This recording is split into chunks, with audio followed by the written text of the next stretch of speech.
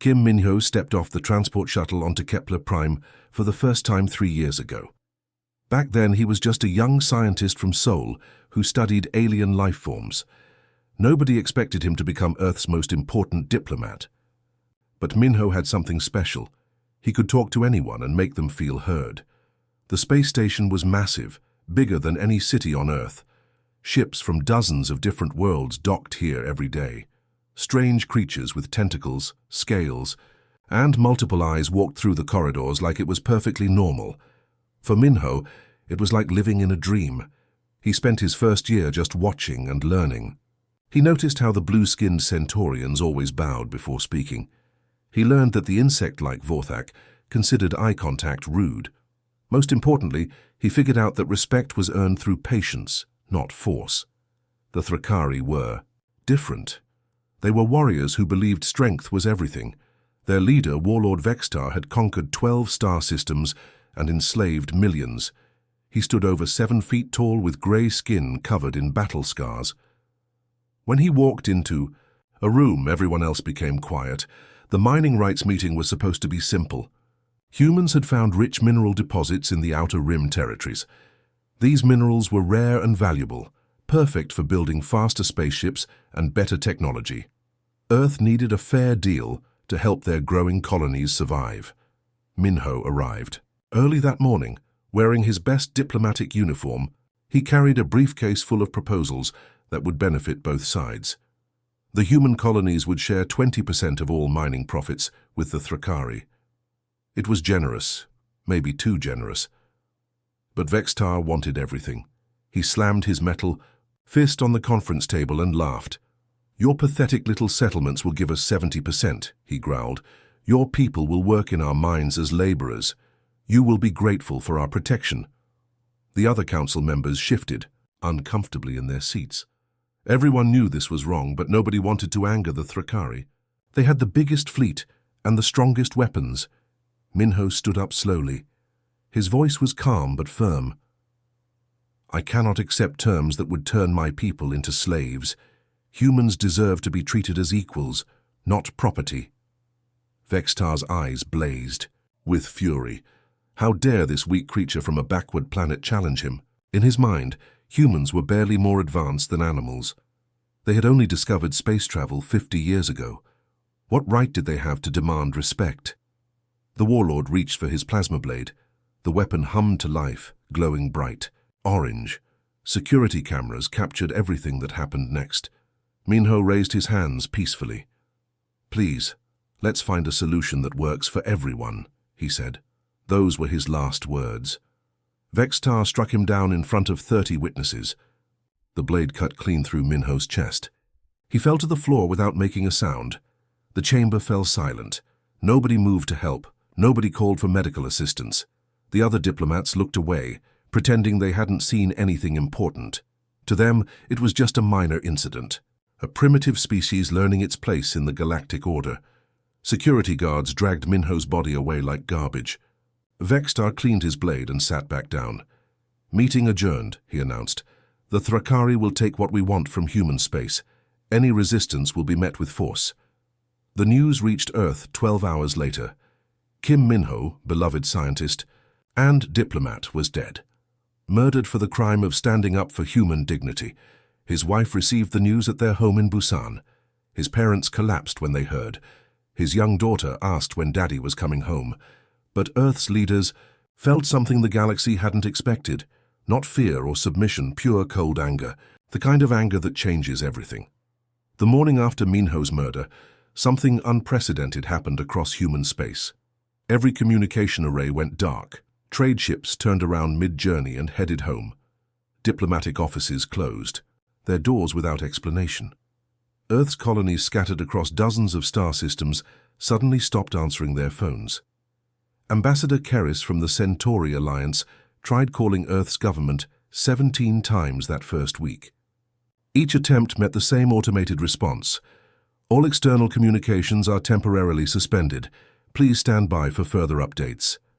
No human voice, no explanation, just silence. The galaxy's reaction was exactly what you'd expect. Most Species assumed humanity had tucked their tail between their legs and run home crying. The Thrakari broadcast propaganda videos across their networks, showing Vextar laughing about how he'd taught the humans their place with a single sword stroke. Look how quickly they scurried back to their little blue planet, he boasted to his generals. One dead diplomat and the entire species retreats in terror. Pathetic creatures. But something strange was happening that nobody noticed at first. Human merchant ships weren't just going home, they were moving differently. Captain Park Ji-won of the cargo vessel New Horizons had been trading in the Vegan sector for 5 years. Other captains knew his routes, his schedule, his favorite stopping points.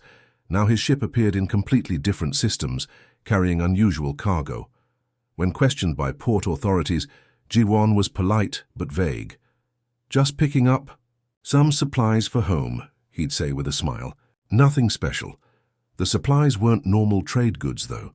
Rare metals that most people had never heard of, quantum processors that cost more than entire starships, advanced sensor arrays that only military organizations typically bought. What did Earth need with this equipment? Dr. Chen Yuna, a human scientist who'd been studying at the University of Proxima, packed her research and left without warning. Her alien colleagues were confused. She'd been working on breakthrough physics theories for 3 years. Why abandon everything now? Family emergency, she explained, but her eyes held secrets. Within days, every human researcher, student, and worker in alien space had vanished. They didn't cause trouble or make demands. They simply disappeared. The Galactic Council held emergency sessions to discuss what they called the human situation. Most members wanted to ignore it completely. Why waste time on a species that clearly couldn't handle galactic politics? Others worried about the economic impact of losing human trade routes. They'll be back within a year, predicted Council leader Zorth. Humans need our technology and resources. Their pride will fade when their colonies start starving. But the months passed, and human colonies weren't starving. Somehow they were thriving. Long-range sensors detected increased activity around human settlements, new construction projects, expanding infrastructure, growing populations. How were they managing without galactic trade? Intelligence reports from the outer systems mentioned strange sightings, human ships in places they'd never been before, teams of humans taking detailed measurements near asteroid fields and gas giants.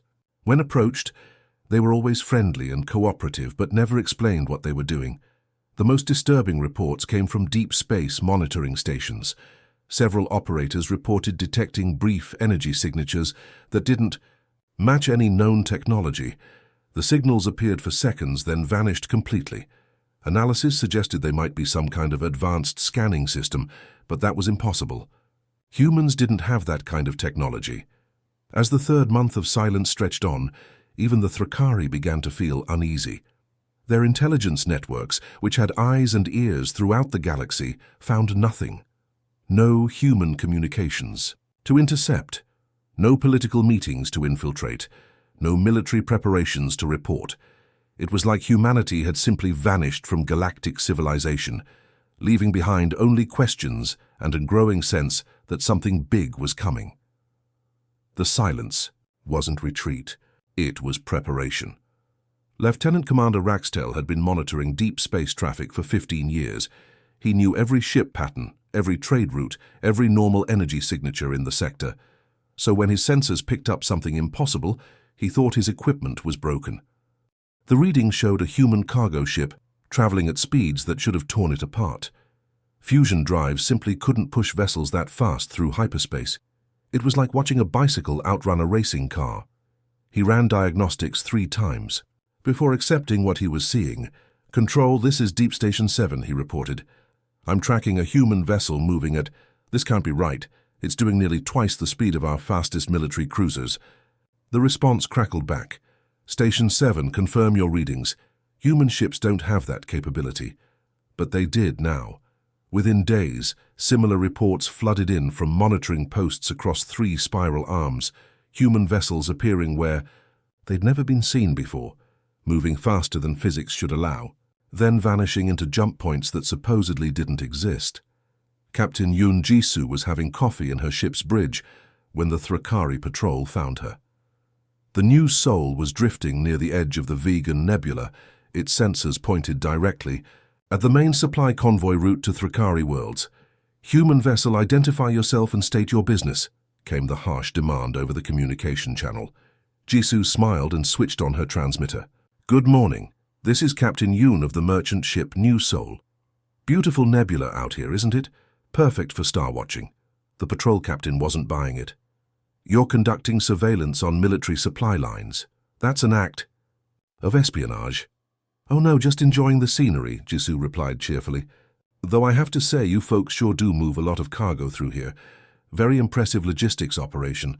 When they demanded to board her ship for inspection, she politely declined and jumped to hyperspace before they could react.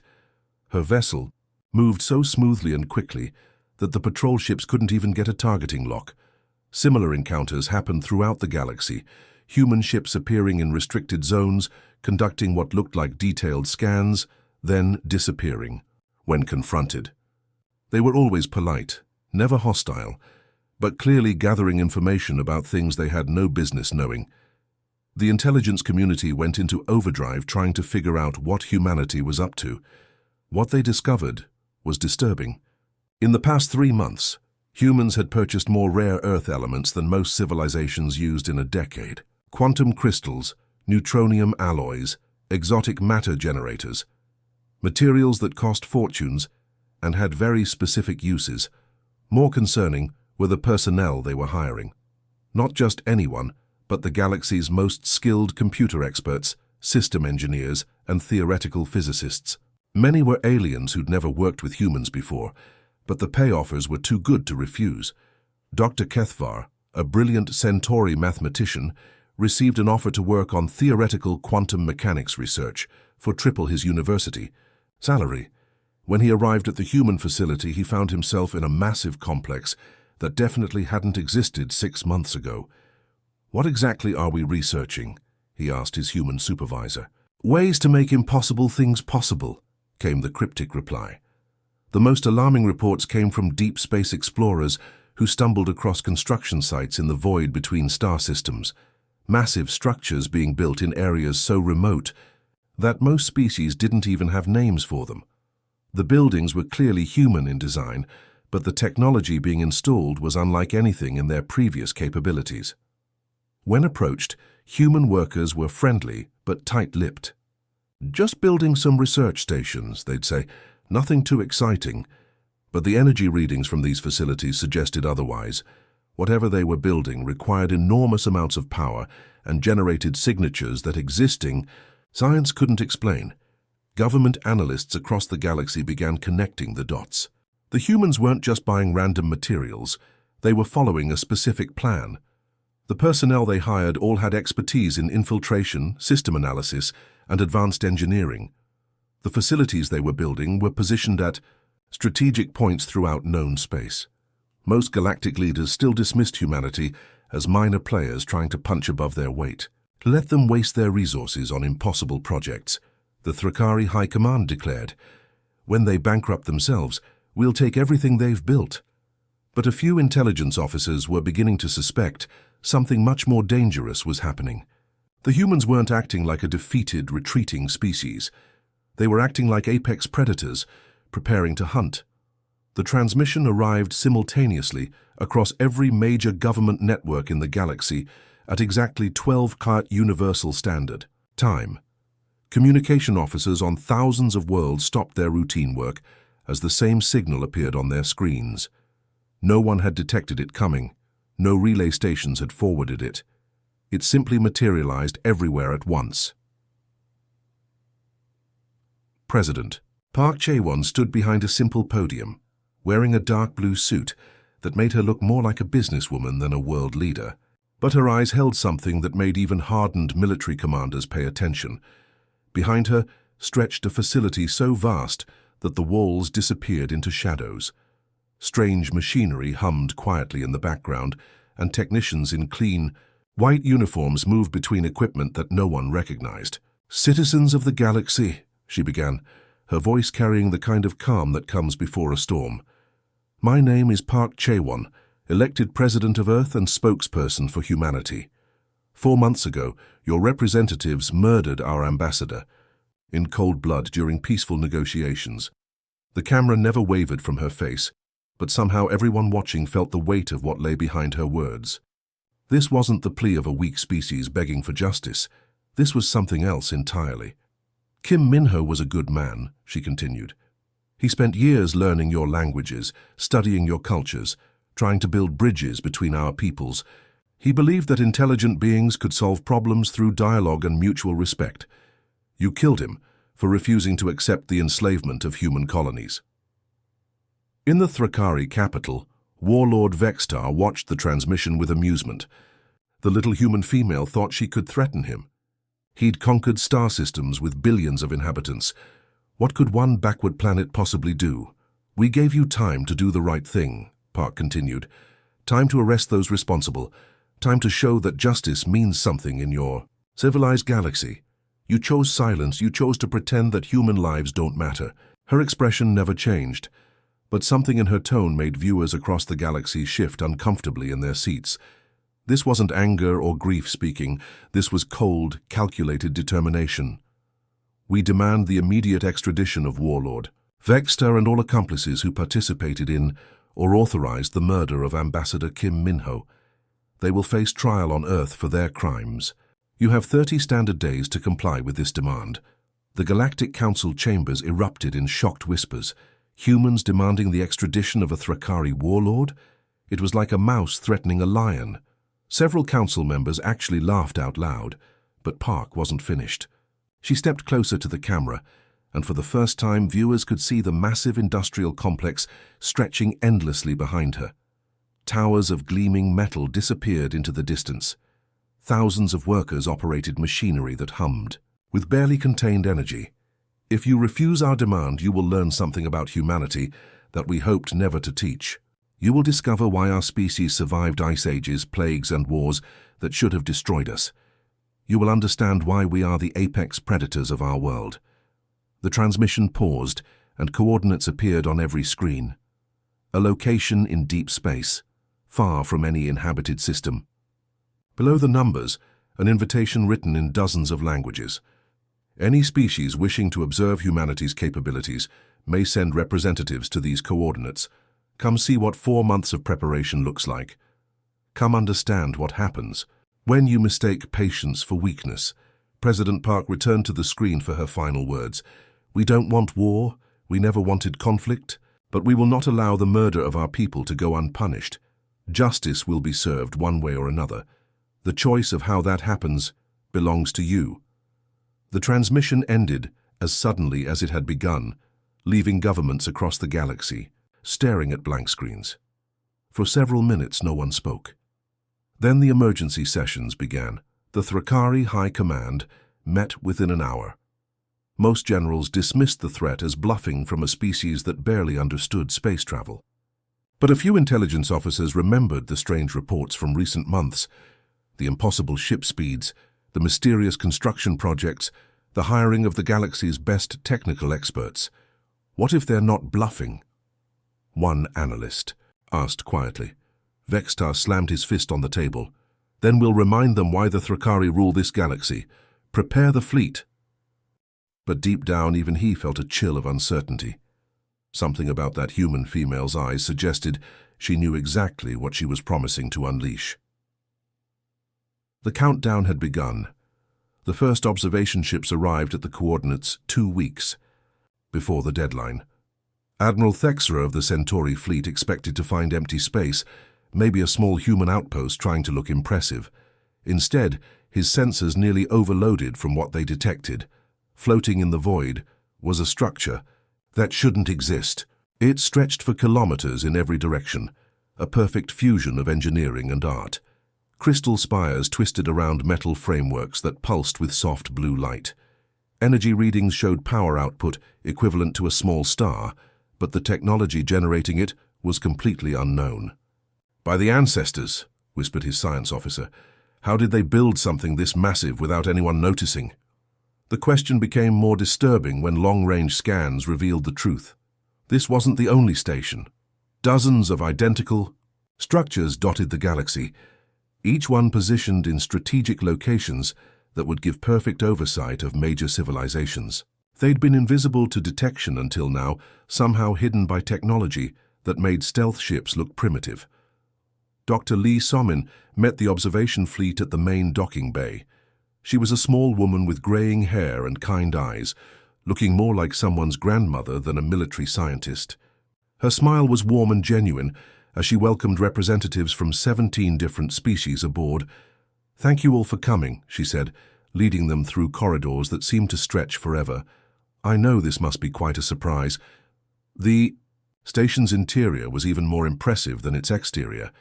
Everything was clean, efficient, and obviously built by people who understood technology far beyond their supposed capabilities. Holographic displays showed real-time data from across the galaxy. Thousands of human technicians worked at stations monitoring star systems that most civilizations considered private. "What is this place?" asked Ambassador Keris from the Centauri Alliance. Dr. Lee paused beside a massive display showing the Thrakari home system in perfect detail. "This is where we've been spending the last 4 months. We've been studying you, all of you, learning how your societies work, how your technology functions, how your governments make decisions." The implications hit the observers like a physical blow. The humans hadn't been hiding or retreating. They'd been watching everything, every military movement, every diplomatic conversation, every piece of critical infrastructure across known. Space was being monitored by people they'd dismissed as primitives. "The scanning resolution is quite impressive," Dr. Lee continued conversationally. "We can read the serial numbers on components inside your starships from here. Very useful for understanding how things work." Captain Nextos from the Vorthak Confederacy studied the displays with growing alarm. "You're spying on sovereign governments. This is an act of war." "Oh no," Dr. Lee replied with that same grandmother smile. "Spying suggests we're hiding what we're doing. We sent invitations to observe our work. We're being completely transparent about our capabilities." She was right, and that made it worse. The humans weren't sneaking around anymore. They were openly demonstrating that they'd spent 4 months penetrating every major civilization's security, while remaining completely undetected. Back in inhabited space, the reports from observation teams caused panic in government circles. If the humans had this many monitoring stations, what else had they built? Intelligence agencies launched crash investigations to find human infiltration in their own systems. What they found was terrifying.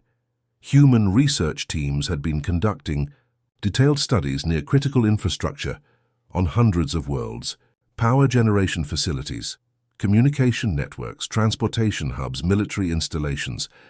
Everywhere that mattered had received visits from polite human scientists asking innocent questions. On the Thrakari military world of Kextar, Base Commander General Rexan reviewed security footage from 3 weeks ago. A team of humans had requested permission to study gravitational anomalies near the main power plant. They'd been escorted by guards, followed all safety protocols, and submitted proper paperwork. Nothing suspicious at all. Except now he realized they'd spent 6 hours taking detailed measurements of everything that kept his base operational. They'd been friendly, professional, and thorough. Too thorough. Similar reports came from across Thrakari space. Humans studying geological formations near spaceports. Humans researching electromagnetic phenomena around communication arrays. Humans investigating atmospheric conditions at strategic military facilities, always polite, always cooperative, always vague about their real purpose. The Thrakari High Command ordered immediate fleet mobilization. If the humans wanted a war, they'd get one. But something strange was happening to their ships. Navigation systems experienced mysterious glitches. Communication equipment developed intermittent failures. Engine diagnostics showed problems that technicians couldn't identify or fix. Admiral Gaxtel commanded the most powerful dreadnought in the Thrakari fleet. His ship Deathbringer had conquered dozens of worlds and never experienced a technical malfunction. Now his engineering teams were reporting system failures throughout the vessel. "Sir, we're getting error messages from components that were just inspected last week," his chief engineer reported. "It's like the ship is fighting against itself." With 5 days left until the human deadline, the galaxy's most powerful military force was discovering that their weapons might not work. when they needed them most. Dr. Lee smiled as she watched the chaos unfold from her observation station. Everything was proceeding exactly according to plan. At exactly midnight Universal Standard Time on day 30, Admiral Gaxtel was reviewing battle plans on the bridge of his flagship, Deathbringer. The massive dreadnought floated in space above, the Thrakari capital world, leading a fleet of 3,000 warships ready to teach humanity a lesson about threatening their betters. The lights went out first. Not just on his ship, but everywhere. Every screen, every holographic display, every indicator lamp died simultaneously. The bridge plunged into absolute darkness as emergency power systems failed to activate. "Engineering report," Gaxtel shouted. Into the darkness. Silence. The communication systems were dead too, but something impossible was happening throughout Thrakari space. On 1,247 worlds across their empire, every power plant, every generator, every fusion reactor simply stopped working. Not breaking down or exploding, just stopping, as if someone had flipped a master switch that turned off an entire civilization. On the capital world of Thrak Prime, citizens walking the streets watched in amazement as city lights winked out, in perfect waves. Transportation pods fell silent mid-journey, their passengers stranded but unharmed. Massive factories that had run continuously for centuries ground to a halt. In the orbital shipyards above Kextar, Chief Engineer Bexran watched his sensors go dark, one by one. The massive construction facility that built the Thrakari fleets, most powerful warships became as quiet as a tomb, but the life support systems continued humming normally, keeping 30,000 workers breathing. "What's happening?" his assistant asked in the darkness. Bexran had been building starships for 40 years. He'd never seen anything like this. Every system that can hurt people is still working, he realized. Everything else is just gone. The effect was happening everywhere at once. Warships drifting powerless in space, their crews alive but helpless. Military bases with functioning cafeterias but dead weapon systems. Communication networks silent while hospital equipment operated. Perfectly. Captain Yexela commanded a patrol vessel near the outer rim when her engines died. Her ship, Swift Strike, had been chasing human cargo vessels just hours before. Now she couldn't even send a distress signal. But the air recyclers kept working. The water systems functioned normally, and the medical bay remained fully operational. "They're not trying to kill us," she whispered to her crew. "They're just making us helpless." On Thrak Prime, Warlord Vextar stood in his command center watching the impossible unfold. Every screen was dark, every weapon system offline, every communication array silent. But the lights in the civilian hospital across the street continued, glowing. The food distribution center was still powered. Even the elementary school maintained full electricity. The humans had done something that should have been impossible. They'd shut down an entire interstellar empire while carefully protecting every system that kept civilians alive. It was precision, beyond anything he'd thought possible. His aide stumbled through the darkness toward him. "Sir, we're getting reports from across the empire. Everything military or industrial is dead, but civilian infrastructure works perfectly. How did they do this?" Vextar didn't answer, because he was beginning to understand the terrifying truth.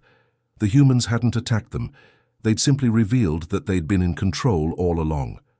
For months, maybe longer, every piece of Thrakari technology had been running on human terms. Dr. Lee Somin watched the results from her observation station, monitoring the shutdown across Thrakari space. Her teams had spent 4 months carefully mapping every component, every circuit, every line of code in their target's infrastructure. The actual shutdown had taken less than 30 seconds to implement. Hospitals report all systems nominal, her assistant announced. Food distribution networks maintaining full power. Educational facilities operating normally. 0 civilian casualties reported. Excellent, Dr. Lee replied. And military systems? Complete shutdown across all 1,247 worlds. Not a single weapon system, military vessel or defense installation remains operational. The Thrakari Dominion no longer exists as a military power. The precision was staggering. In a civilization spanning hundreds of star systems, the humans had identified and disabled every piece of technology that could be used for warfare, while leaving everything else untouched. They'd done it simultaneously across distances that should have made coordination impossible. On the bridge of his powerless flagship, Admiral Gaxtel finally understood what humanity had been doing during their 4 months of silence. They hadn't been hiding or planning, they'd been taking control.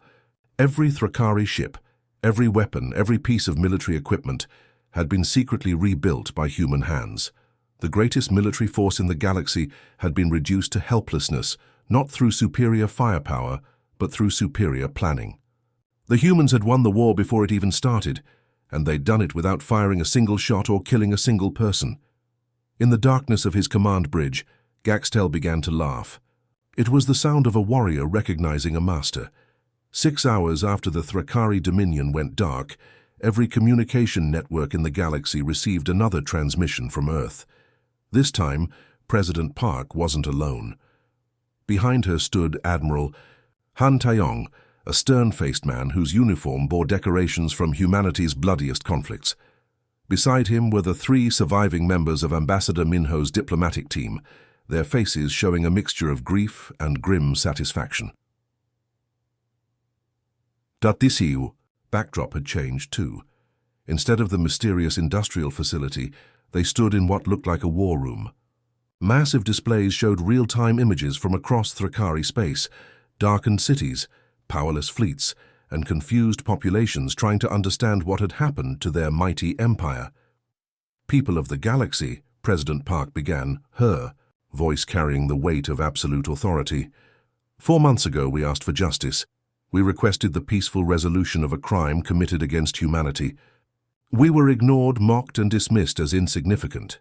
She gestured to the screens behind her, showing the paralyzed Thrakari worlds.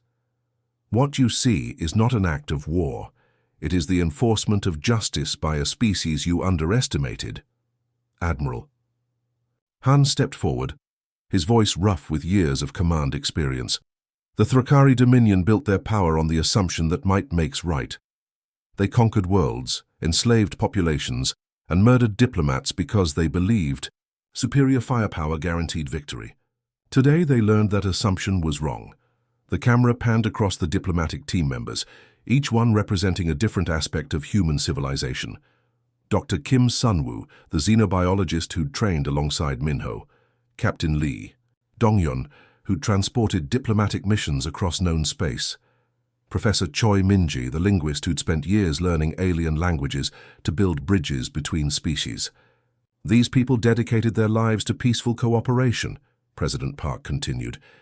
They believed that intelligent beings could solve problems through dialogue and mutual understanding. Minho died believing that. We will honor his memory by proving that justice, not violence, shapes the future.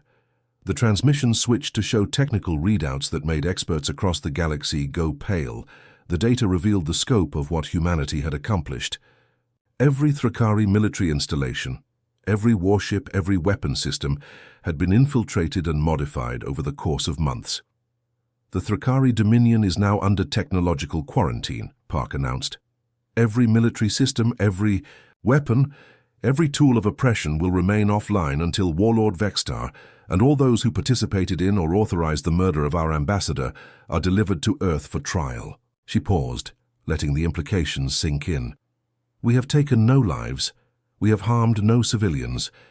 Emergency services continue operating. Hospitals maintain full power. Food distribution networks function normally. We have simply removed their ability to project force until they accept responsibility for their crimes. The message was clear and terrifying. Humanity hadn't destroyed the Thrakari. They'd neutered them. The galaxy's most feared military power was now as helpless as the species they'd bullied for centuries. Professor Choi stepped forward, speaking in perfect Thrakari dialect. To the people of the Thrakari worlds, you are not our enemies. Your leaders chose violence over justice, conquest over cooperation. We hold you accountable only for the choice of whom you follow. Technical experts across known space were already frantically analyzing the data humanity had released. The implications were staggering. If humans could do this to the Thrakari, they could potentially do it to anyone. every government security. Services began emergency reviews of their own infrastructure.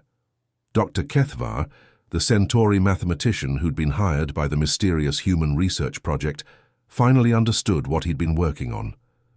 The theoretical frameworks he'd helped develop weren't just academic exercises. They were the foundation for the most sophisticated infiltration operation in galactic history. On the observation station, Dr. Lee Somin monitored reactions from across the galaxy.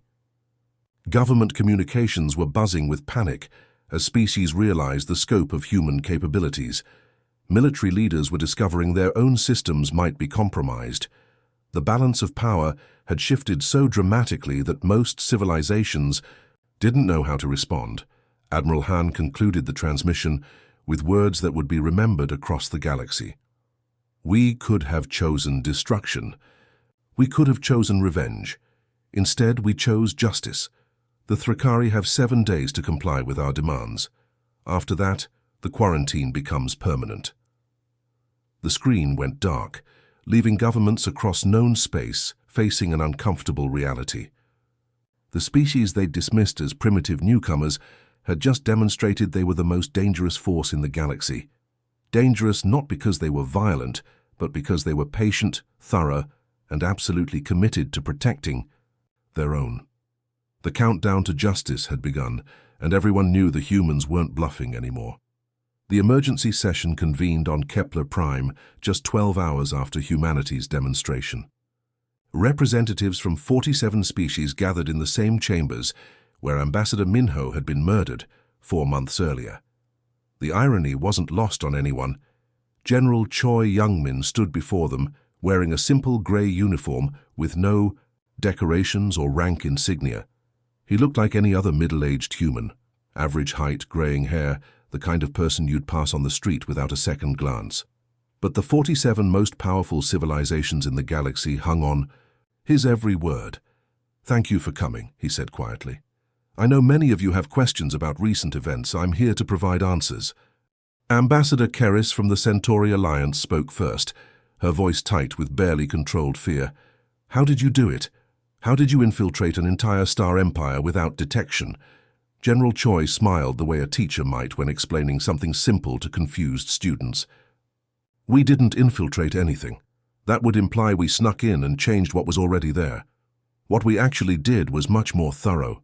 He activated a holographic display showing a detailed schematic of a Thrakari power generator.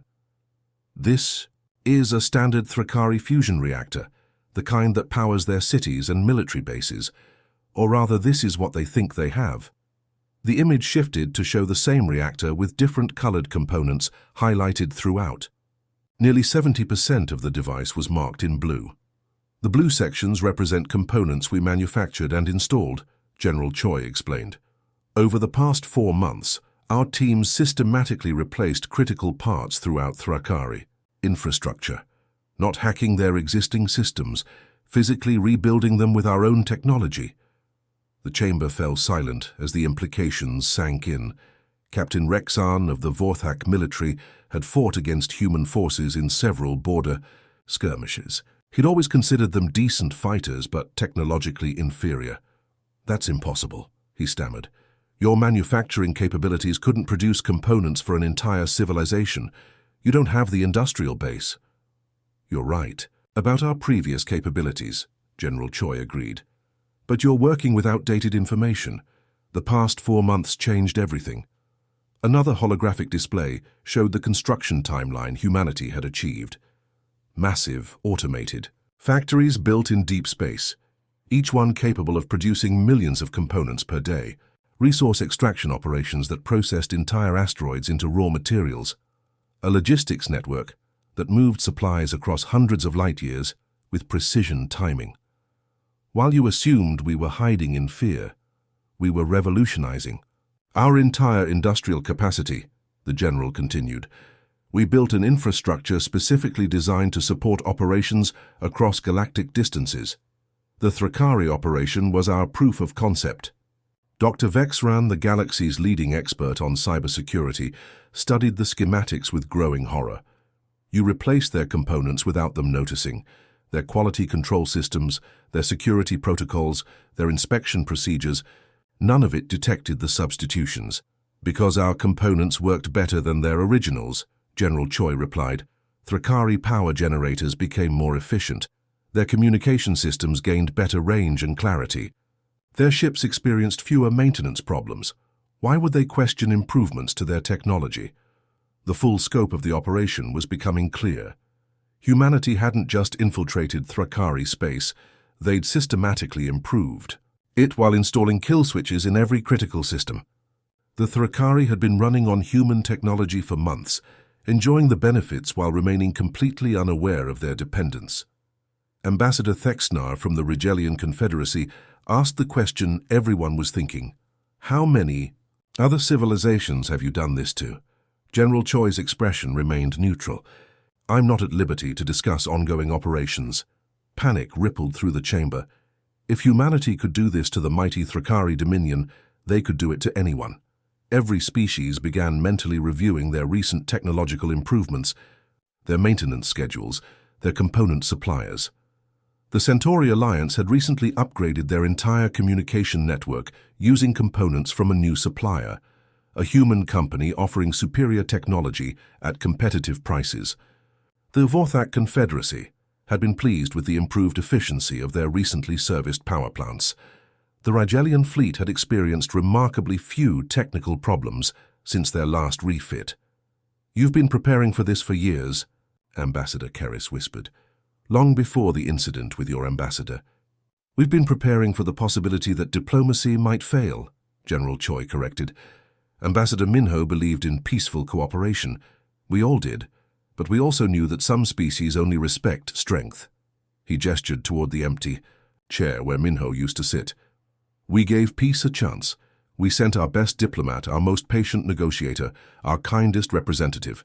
When you murdered him for defending human dignity, you forced us to demonstrate why patience should never be mistaken for weakness." The chamber remained silent as representatives processed what they'd learned.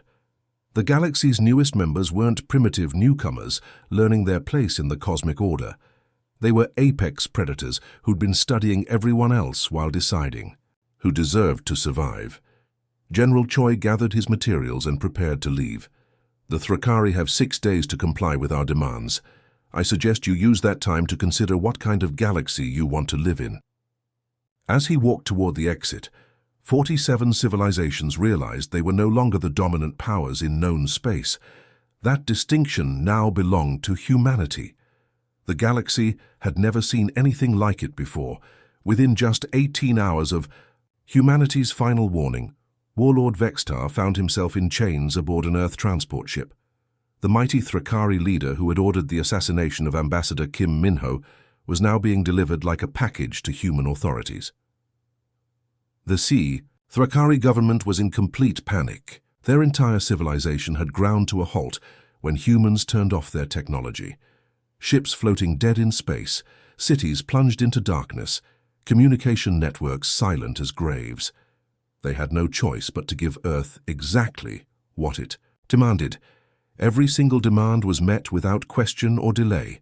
True to their word, humans restored all Thrakari technology the moment Vextar was handed over. Power grids hummed back to life, starships' engines roared once more, and billions of Thrakari citizens could finally breathe again. But everyone understood the real message behind this act of mercy. Humans had shown they could shut down an entire galactic civilization with the press of a button. They could do it again anytime they wanted. The demonstrations sent shockwaves throughout the galaxy. Species that had existed for thousands of years suddenly realized they had been living at the mercy of these newcomers without even knowing it. Every alien world that used human technology now understood they were completely vulnerable to Earth's power. The Galactic Council's response was swift and unanimous. For the first time in the Council's long history, every single member voted the same way. Humanity was granted full membership with protections no other species had ever received. The vote wasn't even close. It was a landslide of fear and respect. Ambassador Li Hyejin walked into the council chambers as humanity's new representative. She carried herself with quiet confidence, knowing that every alien eye in the room now saw humans very differently. Gone were the days when other species mistook human politeness for weakness. Gone were the days when anyone would dare underestimate Earth's children. The change in the galaxy's attitude toward humanity was immediate and dramatic. Earth's communication channels were flooded with messages from across the stars. Trade deals that would have taken years to negotiate were offered within days. Military alliances that had seemed impossible became urgent priorities for alien governments. Cultural exchange programs were proposed by species that had previously ignored human attempts at friendship. Everyone wanted to be on humanity's good side now. The same species that had looked down on humans as primitive newcomers were now competing to win Earth's favor. They offered their finest goods, their most advanced knowledge, their most valuable resources, all because they had learned a terrifying truth about these seemingly gentle beings from a small blue planet. The galaxy finally understood that humans didn't just grieve for their fallen, they had the power to move entire star systems when seeking justice for their dead. Kim Min-ho's assassination had been intended to show humanity its place in the galactic order. Instead, it revealed that humans weren't just the newest members of galactic society. They were its newest apex predators, and the stars themselves would bend to their will when their people were wronged.